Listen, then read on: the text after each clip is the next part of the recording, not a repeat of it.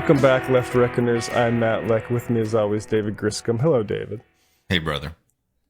And joining us once again is Carl Beijer. Carl Beijer is our nuance and skepticism consultant here over at Left Reckoning, here to talk to us about a rush to judge, a rush to judgment on the part of I guess we could say the anxiously fair-minded to the pro-Israel side of the debate with regards to Israel bombing Gaza. But before we get to that, Carl, Cornel West is in the news. He took money from Harlan Crow, the billionaire who had like the garden about totalitarians, and gave money to a bunch of different Supreme Court justices, I believe, notably Clarence Thomas. We have been defensive of Cornel West's campaign here, not necessarily like overjoyed by it, but just that he's probably the ideologically closest prominent person running for president to us. So we appreciate him running that. I'm curious, you've kind of been on a similar wavelength to us, Carl. What's your response to the Harlan Crow money and his sort of, I would say, like kind of bizarre response or an announcement that he was going to return the money? Oh, that was a mistake all the way along. Ralph Nader used to deal with this kind of problem. I mean, it always happens whenever you get a spoiler. Republicans start doing clever stuff and start donating to you. They did that with Bernie too. And, Ralph Nader's response to this was always, if a right-wing guy is stupid enough to donate to my campaign, that's his problem, not mine. Like, it's, I guess at the end of the day, I'm not too worried about that. Like, it's certainly nobody else is going to subject themselves to the level of sort of purity in policing their donations as they're doing with the West. But, insofar as I think that's dumb, I spoke up about it a little. But honestly, I think West's campaign, he's not campaigning as somebody who is seriously pursuing the nomination or the presidency. Like, he's just not. And so while I'm sympathetic to a lot of the issues, number one, that he advances, and number two, that always come up with third party runs, I just don't feel much of a stake in dying on the hill of defending Cornel West, because I don't think that, I don't think he's dying on any hills for us here. I think that they are being savvy in the sense that they understand how the game is played in these primaries now, that a lot of them just use primaries to raise certain issues and to boost their personal profiles and stuff like that. And that's just what everybody does now. And so if everybody else is going to do it, they might as well do it too. Especially, I support Cornel West trying to get a bigger platform because I'm generally on the same page of his, but I'm not going to treat him in the same way that I treat like PSL's candidates, for example, who, say what you will about them, they are serious. They'll be doing on the ground stuff and knocking on doors and canvassing and trying to get more people involved and laying out actual issues, like policy platform type stuff, not sort of the very, very vague statements that West has given so far. And that's like sort of where I'm at too with it generally. I mean, when it comes to the West campaign, I mean, it's become very clear, just being honest, that the campaign doesn't really seem like it has like a very strong strategic vision or like path to victory, right?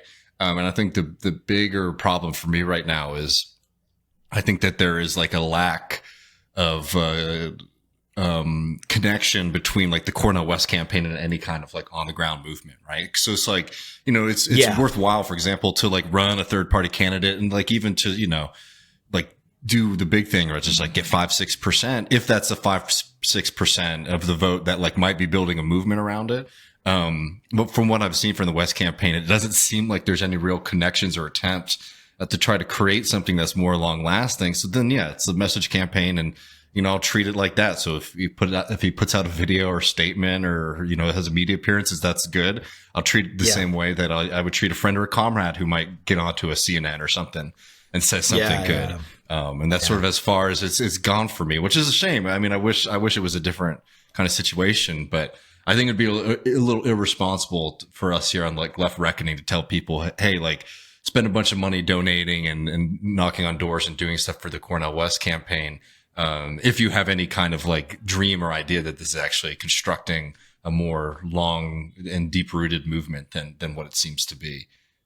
Yeah, it reminds me actually in a lot of ways of the Rage Against the War Machine rally, not in the sense that it had the same kind of reactionaries involved, although this did at first at the beginning with the People's Project and stuff like that. But primarily because this is a very, very similar group of sort of aging 90s radical activists, Chris Hedges, Dennis Kucinich type, there's a very distinct clique of these people who've done important work over the decades. And now they kind of, I think, see themselves as like these thought leaders that everybody else just needs to file in behind, and they're the ones who are setting the agenda. And what this means is that they don't really make the kind of efforts they need to make to integrate their work into all of the organizing and all of the institutions and structures that the left has painstakingly built, particularly over the last decade.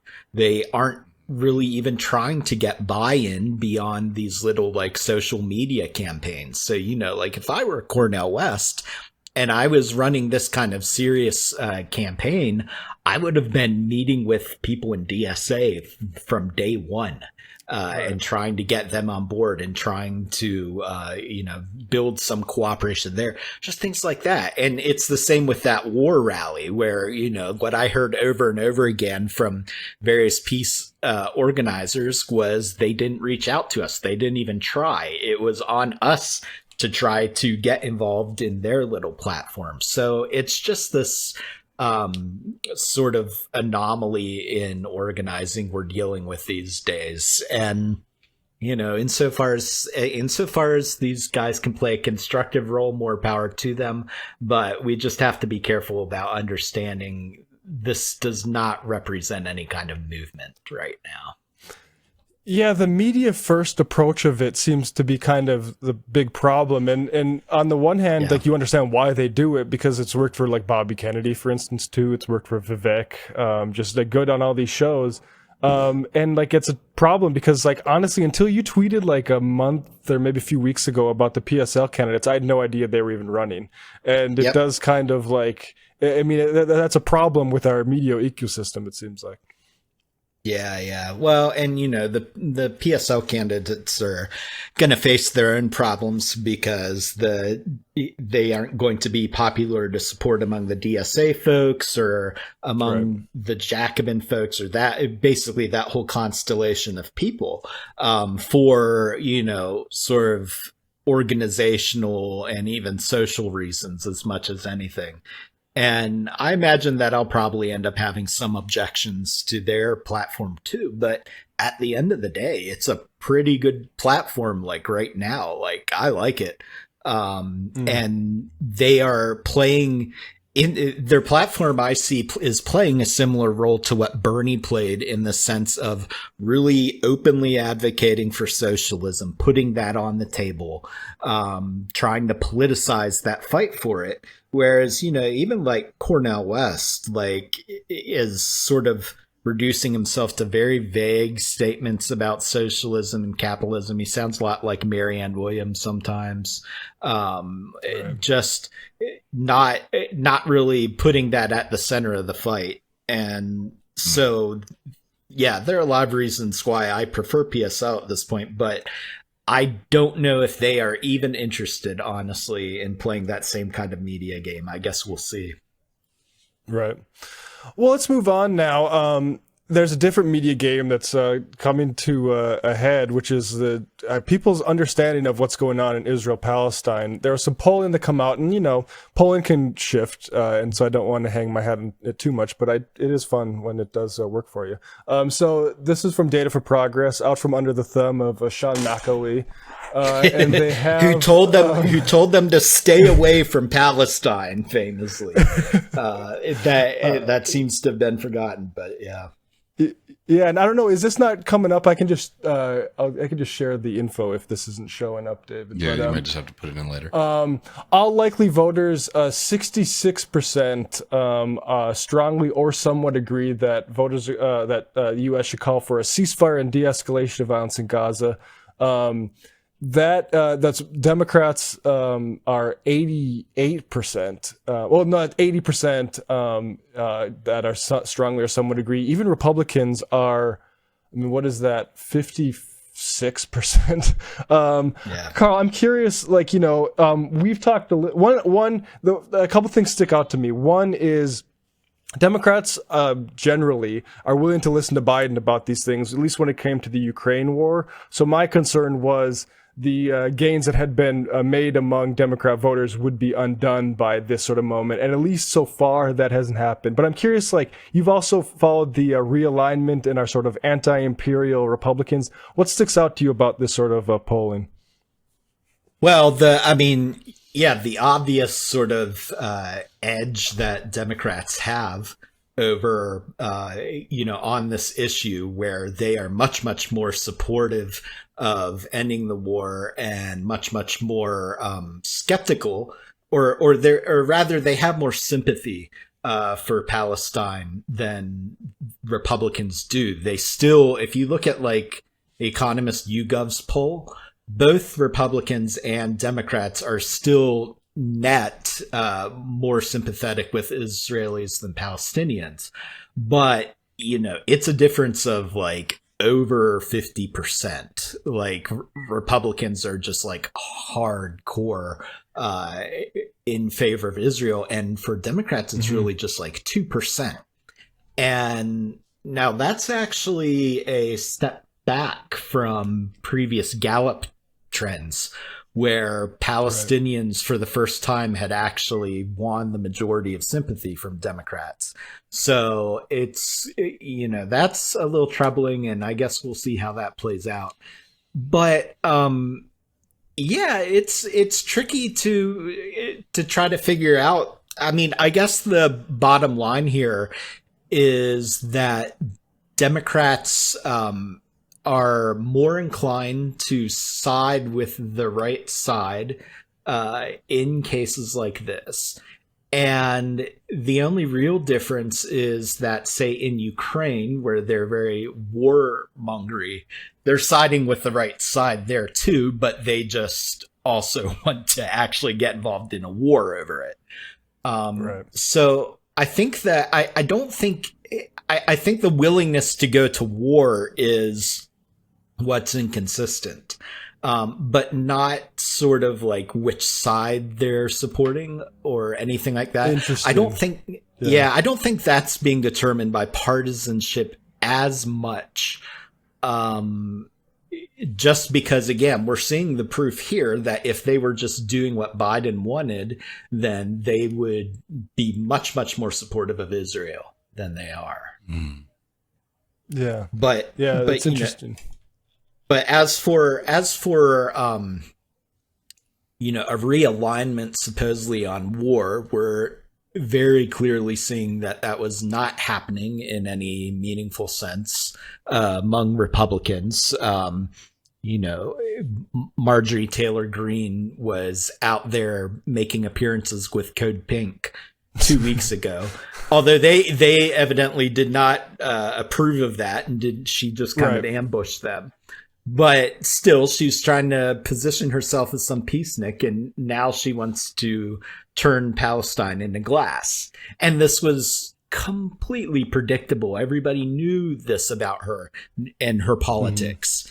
And so it's been baffling to me that people have been promoting her as some kind of anti-war voice. And I guess the silly thing to me is that, yeah, you can make this little argument, well, she's good on this issue, and so we're going to pat her on the head on this issue. But there are a lot of there's so many people who are good on both issues that let's lift them up instead. Let's not, like, we don't need to sort of go way out of our way to praise these people who are really dangerous and unreliable allies. I seem to have lost you both. No. Oh, can you hear us? I can hear 2. you. I can hear you. We can hear you. We still hear you. Okay. All right. Well, if that's your stream has disappeared, but it doesn't matter. Okay. Oh, sure. Yeah. Well, yeah. I mean, it's just funny, like the isolationism. Like we talked about, Tucker and Vivek have kind of thrown some of the more staunch Israel supporters in a tizzy by basically having an isolationist approach. But even when they elaborate that, they pivot so quickly to, we need to militarize the border, or we need to be, have squadrons in the South China Sea. That it's like it's very impossible to like trust or do anything with it, really. Yeah, and honestly, if the Ukraine war hadn't been sort of polarized the way it's been, where they have sort of partisan reasons to be skeptical of it, just because it's useful for their attacks on Biden, and it's also it's more useful for them to take skepticism away from Putin and things like that. I think that's what's really driving war sentiment among Republicans, but you don't see that exact same kind of thing among Democrats. So it's been frustrating over the last year or so, watching so many just dangerous war hawks getting lifted up by anti-imperialists or people who are adjacent to the anti-imperial movement, but I wouldn't really place them in it at this point. Because this kind of betrayal was always coming. And what it does is it makes them seem more credible when they do call for war. They're like, okay, well, they don't support every war. They just support this one. And so it hurts. You can't separate. I go back to Marjorie Taylor Greene because she's just the most obvious hypocrite on this. But you can't separate their support for ending war in Ukraine from their support for war in China or for their support for war against Palestine. It's directly interconnected in terms of the consequences for their credibility. And,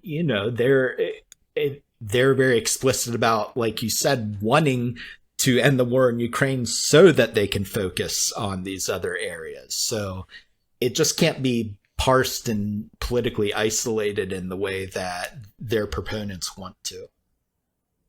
And I just think it's always worth pointing out that all these new darlings of the quote anti-imperialist movement, and as you said, I don't think that we should give them that title. But people like these folks on the new right, or even folks like Tulsi Gabbard, all of their stuff is very far from being an anti-war position, but rather, that we should be prosecuting conflict and war in a different way, and we're wasting resources in this or that conflict. And I won't throw to you, but I just also want to add too, and again, I know our audience doesn't need to be reminded of this, but let's also not forget the big dog himself, Donald Trump, has played a huge role in amplifying this conflict too. I mean, the Abraham Accords certainly set the stage for this kind of conflict in Gaza and in Palestine more generally. So again, all of this, we've realigned into now how crazy is it now that the right is this anti-war force is just truly bizarre when you actually look at, what their actual activities have been.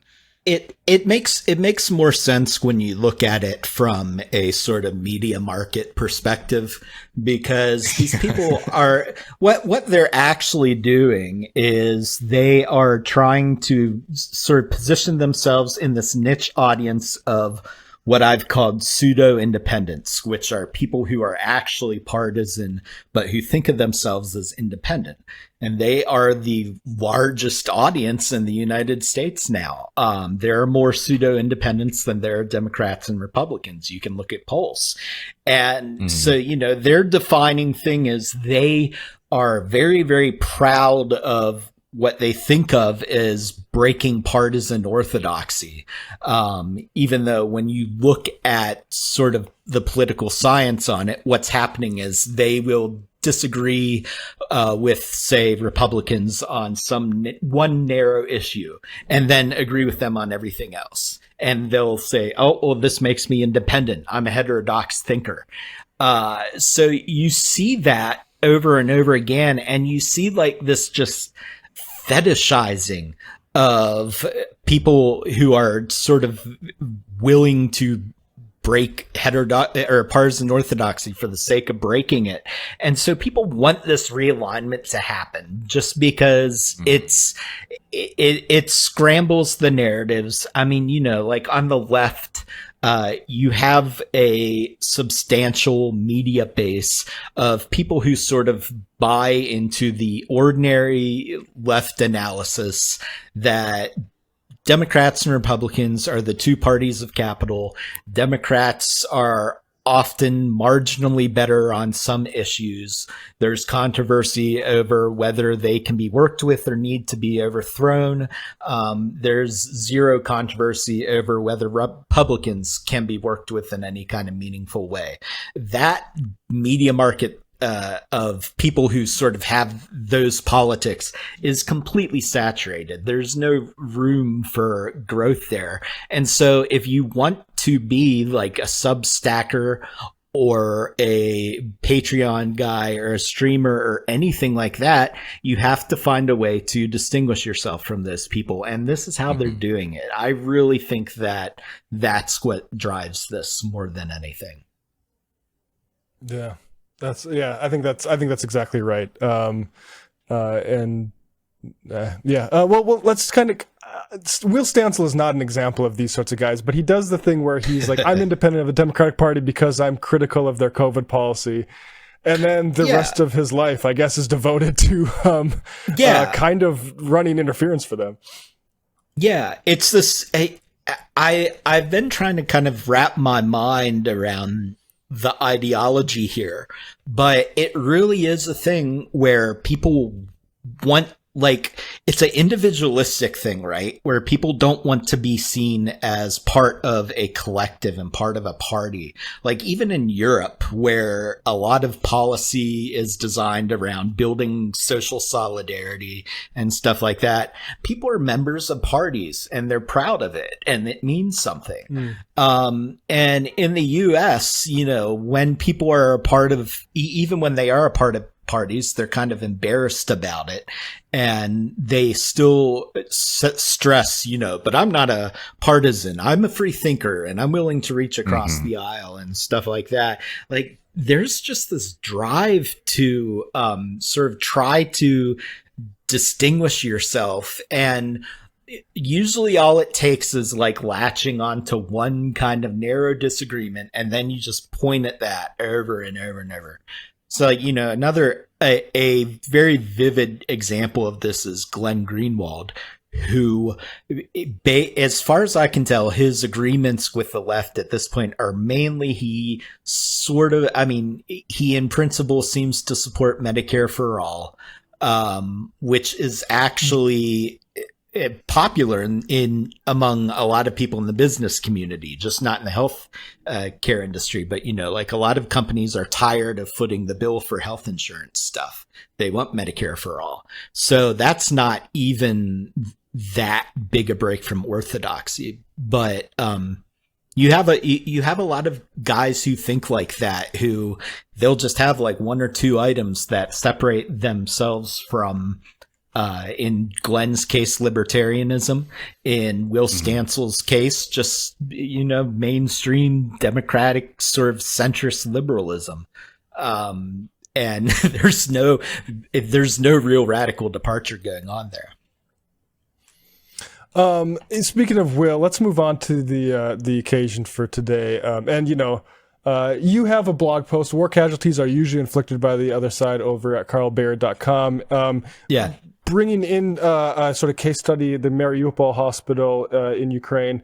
And I think your way of maybe using the different conflicts to elucidate are better than Blinken's, who said Hamas and Putin represent different threats, but they both want to completely annihilate a neighboring democracy. But talk about, how you use the Mariupol thing to, because I mean, just to set the table a little bit, hospital bombed, one of many hospitals bombed in Gaza recently. Israel denied it initially and produced evidence that was later a series of questions saying that it was a Hamas rocket. Now, at this point, like, I don't know. I'm not a bomb expert. And furthermore, I don't know how to assess bomb experts as they are presented to me. But I can say that all the folks who demanding apologies for folks putting that strike, blaming Israel for it, I think owe an apology to everybody else because it's more ambiguous than that. But go ahead, Carl. Well, I think, we've been dealing with these kind of fog of war issues for years now with Ukraine, too, where you'll have some kind of attack, and then immediately you'll have false flag claims and all kinds of other claims that try to poke holes in it, and people will just sort of throw their hands up and act agnostic and act like either possibility is equally possible.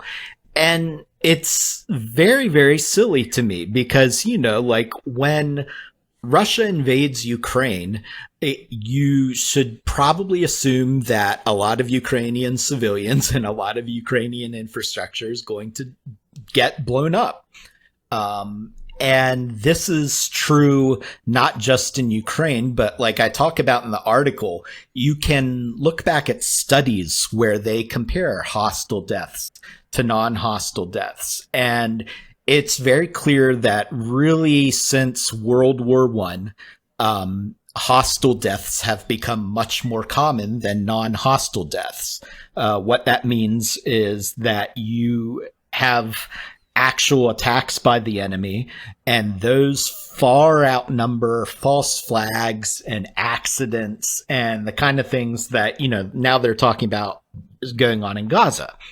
So there's a logic to war. And there's a lot of historical evidence here backing the idea that in the middle of a war, you can usually take for granted, or at least default to the assumption that the other guys blew up a given side's infrastructure or, attacked their citizens, their civilians. It's not... There's a kind of strictly logical null hypothesis angle here where if you can't empirically prove it, then either way, then you're supposed to default to pure agnosticism. But history is a valid form of evidence. Logical reasoning about how wars tend to work is a valid form of argumentation. So we're past that null hypothesis there. We are at the point in everywhere where we just have a pretty good reasons to say, for want of more evidence, like really convincing evidence, we can probably assume that the Russians destroyed the Mariupol hospital and that the Gazan hospital was destroyed by Israel. So I guess what I'm pushing back from here is that this idea of posing as if agnosticism, pure agnosticism, is the more reasonable position. Mm-hmm. That doesn't, because for some people that has a kind of plausible logic to it, but it doesn't actually make sense once you start considering that stuff. And it's wild because the consequence of not coming into these attacks with that default assumption is that you have some people now who have, it looks wilder in Ukraine because this recent flare up has only been going a shorter amount of time. But you have people in Ukraine who've spent the last 2 years arguing that every single attack on Ukrainian infrastructure or Ukrainian civilians was a false flag or has been misreported or things like that. And it's clear that not bearing in mind just how implausible and how rare those kind of attacks are has really warped popular understandings of the war. So that's and I was just gonna say, to me, like I think it's very, to me it seems very plain that the burden of proof is on the country that did the invasion, and especially in this case of the hospital in Gaza, it's like you've been bombing 6,000, you've dropped 6,000 bombs in the area. And also, like, the other problem is, like, this sort of, like, rush to be, as you call it, the sort of false agnosticism, and then not only doing that yourself, which is fine. If people want to be super careful, fine. But then to go on the attack against people who took the Palestinians' word for it, and also, like, right, like that's unbelievable to me. Like, that you should have to have that kind of skepticism. And you see this and you see this reflected in bad ways, which is that people don't think Israel bombs hospitals now. Because I've been calling Israel hospital bombers, because even if it's proven without a shadow of a doubt that was a misfire, that same hospital got bombed by Israel. Other hospitals did. And then, like, these sorts of the sort of meta narrative that people take from these sorts of discussions being made so prominent is really harmful. And that was a moment where, if we all understood Israel bombed that hospital, all these people died, Biden he was on his way there. That could have been a moment for a ceasefire, instead of, it looks like the other team, as Biden said in the press conference, did it. It looks like the other team did it. And, by the way, we support you, and, like, let some trucks in. Like, it has that false, that sort of false, inability to reach or sort of any sort of even, like you say, like, this is an informed conclusion, that's of course open, but ultimately, like, the conditions here are because Israel and America don't want a ceasefire. So, anyway, I kind of went out a little bit there, but I'll let either you guys jump in. Well, I would say there's probably a kind of, moral hazard here. Like, just Israel does not have the benefit of a doubt in this case. Like, it hasn't earned it when it's clearly targeting a lot of other hospitals. And the idea, like, right now, what is it? Oh, there's this other thing I noticed that's similar, where this morning Eric Levitz is asking for an apology because evidently some babies did get beheaded by Hamas, and he thinks it's outrageous that people were dismissing that as a kind of racist attack against the barbaric Palestinians. But the fact is that 99% of these claims about what Hamas is doing are just, like, absolutely racist and absolutely cannot be taken seriously. And I'm talking about in the discourse broadly, in people sort of doing posting warfare and stuff like that.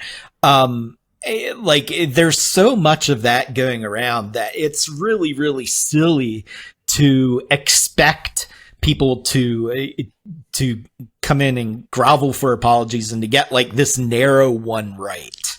And to just be focusing so much on this narrow case. Like, how many attacks, how many bombings have there been since the hospital? Like, the war hasn't stopped.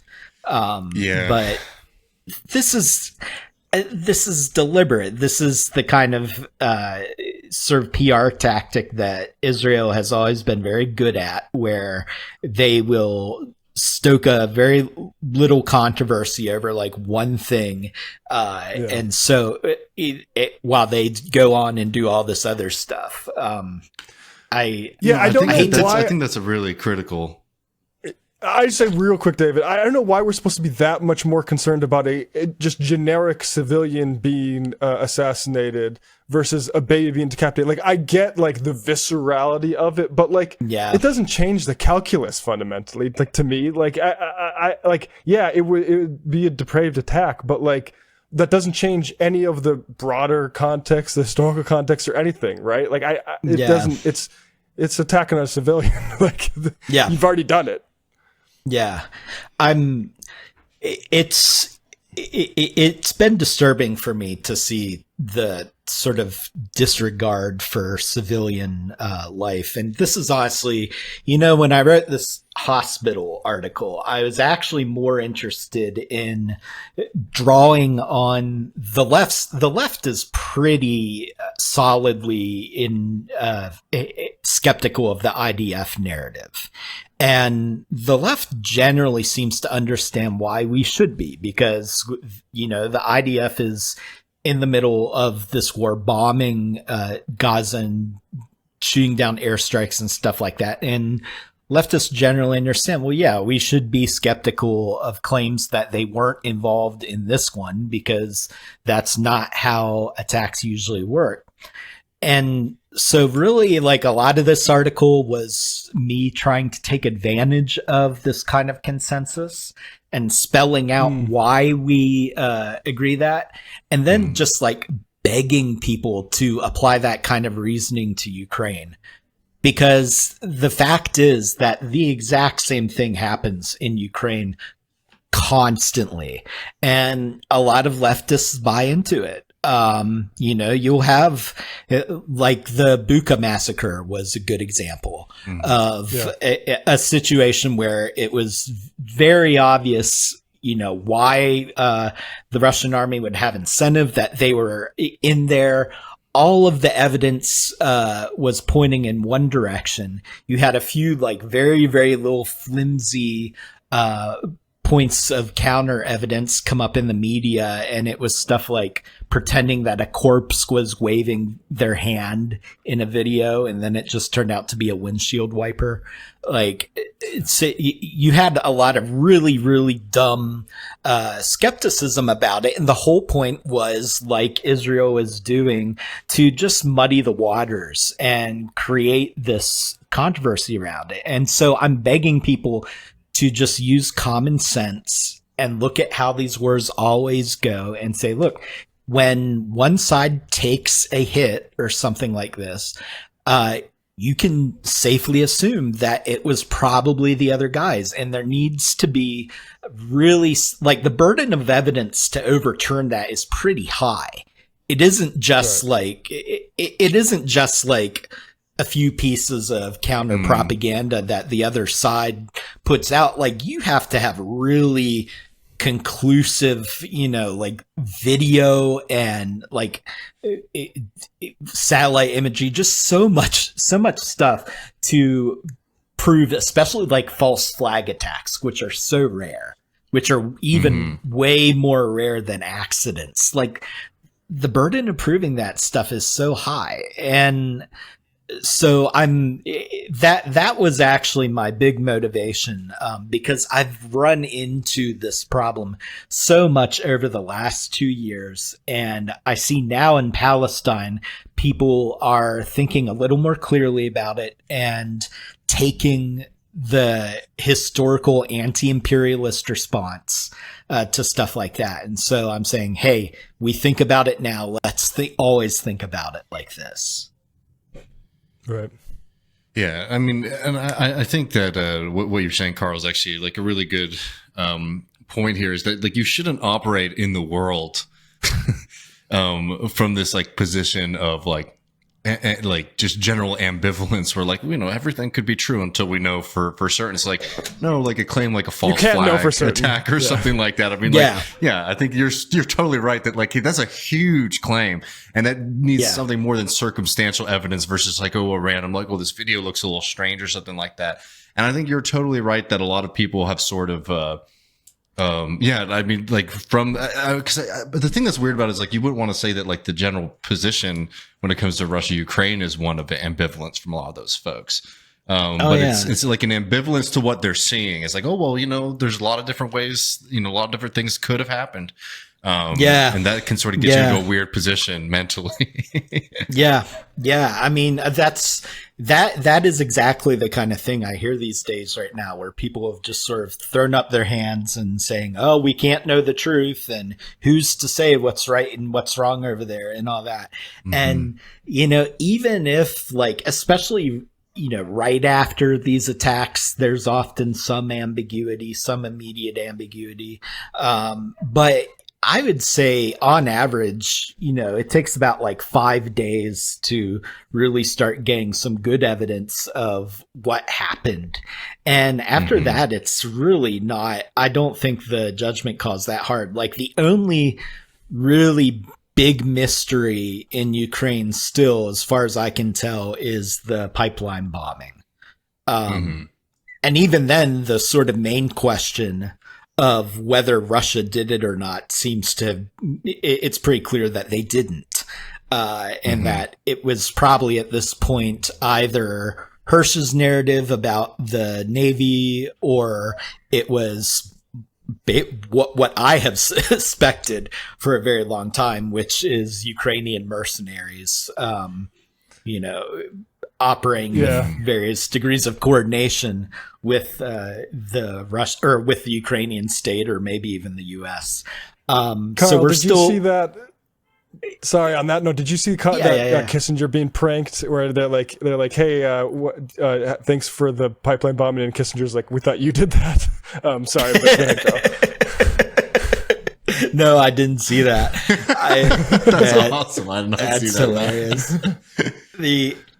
I do not, like, at this point, I have no idea really, like, which of those answers. I mean, I have my intuitions, but I wouldn't sort of die on the hill of saying that mercenaries did it. But that's like the only, I guess, to bring it back, that's the only really, like, big unsolved mystery in that war so far. And yet people are approaching it with like this, oh, well, who's to say what's right and wrong here, and who's really at fault at a given strike and stuff like that. And so I'm trying to take some of the moral clarity that we have about Palestine and shine that light over onto this other conflict, which it's not a fight that everybody is interested in, because obviously people are, I mean, there's reason to be really concerned about Palestine right now, because we are on the verge of a potential genocide here.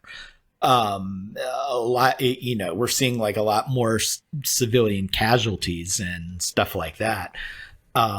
So I understand why people are way, way more focused on that. But we do have to keep thinking about what's going on in Ukraine and take responsibility insofar as we can do something about it. Right. And I'll just, not to reopen things, but like, I will just add that, like, what you said earlier, Carl, is really important, that like, this is a huge part of like Israel's typical kind of media game, is to, get people asking questions. And then, I mean, just like anecdotally, like in the media on this program, when I was trying to cover things on Thursday, it was just all conversations about the hospital, right? Oh, do you believe this or not? Right. And it's like, totally, like, I'll entertain that. It's an important conversation. We can jump into it, but it's sort of like, okay, is this now preventing us from actually being able to report on what's continuing to go on in Gaza? Right. If like this is questionable now, does that throw the entirety of what's happening here into question? No, it doesn't. But it's extremely effective. I mean, most of the discourse for the past few days has been almost exclusively about the hospital now. And I think it creates a kind of dangerous situation, where people who are supporting a campaign of mass murder of Palestinians, can be able to run interference and talk and be in a stadium they're much more willing to play in. Yep. It's just, it seems like it's standard operating procedure now. You commit a crime and then immediately afterwards you release little pieces of evidence that maybe this is a false flag, and it doesn't even have to be all that persuasive or convincing, but it just has to be something that your partisans can hang their hats on and say, see, Yep. and they'll convince themselves, and then they'll just return to what they're doing. So I don't know if there's really anything that can be done about it, because it really plays on human psychology and confirmation bias in a really sinister way. And people don't want to think critically about it, questions like that. They want the confirmation bias, so. And it's like, it's extremely dangerous too. Like all of these conflicts, Ukraine, Russia, Israel, Palestine, right? And just like in general, in this country, with like, we can call it the left if we want to, or in the right, this kind of almost need to do conspiracy theory thinking about everything, right? So it might be a false flag or this or that, or even just domestically, right? Like a classic one is like the Squad, right? With when AOC makes a bad vote, it's like, instead of like, oh, AOC may have bad politics, it's like, oh, there was this grand conspiracy to like put somebody into power to like destroy the left. It's like, no, this sort of seems like maybe this person doesn't have good. Anyways, it's just like the popularity of those kind of narratives. It's very frightening to me to try to figure out a way out of that, to try to push people out of that way of thinking. Because once you're in it, it's really hard to get out of. Yeah, it's what Barthus writes about, or Adorno, talks about. It's an intellectual shortcut, because the world is so complex and it takes a lot of energy to wrap your head around it and to get a lot of information and stuff like that. And so somebody can just provide you a sort of easy conspiracy theory that sort of explains everything in one little tiny narrative. That makes navigating this stuff a lot easier. So, a simple example of this is the conspiracy theory that you can never trust Associated Press's reporting. And I think I don't know if I mentioned it in this article, but with the hospital bombings, the initial narrative in Ukraine was that you can never trust the AP's reporting, because it's a Western outlet and all this stuff.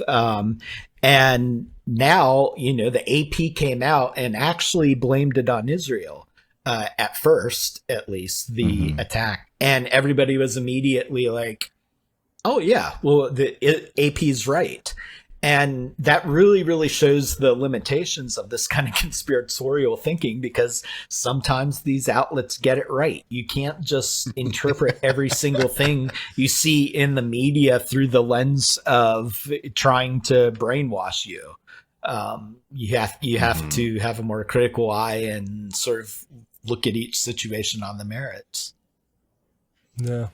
It's hard. I mean, I saw that Eric Toller, I believe the Bellingcat guy, I think people rightly are concerned that Bellingcat's too close to Western intelligence. I think Paul Mason may have admitted that or said such in like a email or something like that. But nonetheless, I thought it was like, okay, if they're confirming that Israel killed Shireen Abu Akleh, or that video Israel is saying, it's like, well, how much clearer do you need if like those guys are saying it? It's an interesting environment we're in now, because we have all these OSINT guys too on Twitter that I don't trust really at all. I don't know. Yeah.